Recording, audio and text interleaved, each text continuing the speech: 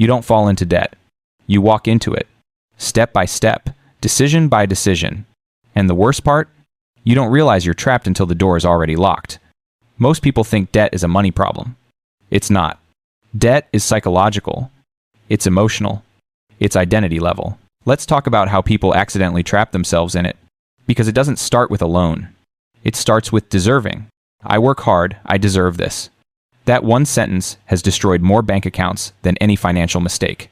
That's where it begins. You get a paycheck. You feel the slight high. You want to reward yourself, so you buy something small, then a bit more. Then you convince yourself the expensive version is justified. You don't ask, can I afford it? You ask, do I feel like I want it? And feelings are terrible, accountants. Then life hits. A bill. A car problem. Rent got bumped.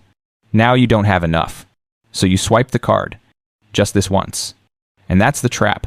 Debt never comes in shouting. It whispers. It shows up like a friend offering help. Then it becomes the landlord of your entire life. Let me be blunt. Most people are not in debt because things are expensive. They're in debt because they think like consumers, not creators.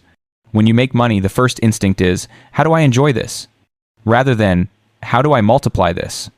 You were trained to spend, not to build. And society loves that.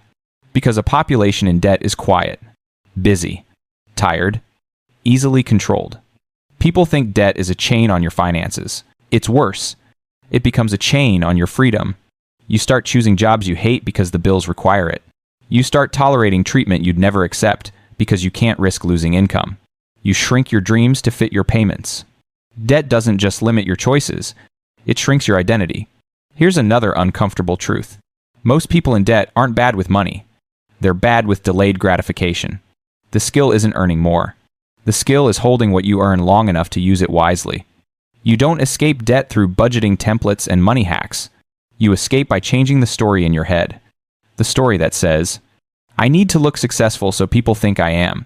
I need comfort right now, not later. I'll figure it out eventually. No, you won't. Not unless you change the direction of your decisions. Here's the shift. Before you spend anything, ask one question. Does this make me more free or more dependent? Real wealth is not a number. It's freedom. Freedom to say no. Freedom to walk away. Freedom to breathe. If spending takes that away, it's not a reward. It's a trap. And yes, this requires discomfort. Yes, you'll feel like you're missing out. Your friends will go out more, buy more, flex more, and you'll feel behind. But here's the secret. People who look rich usually aren't. People who seem comfortable are often drowning quietly. The loudest lifestyles are funded by the deepest debt. If you can get good at being underestimated for a few years, you can live the rest of your life actually free. The difference between a broke person and a wealthy person isn't income. It's patience, discipline, identity. So here's the takeaway. Stop trying to look rich. Start trying to be free. Because debt is not just a bill.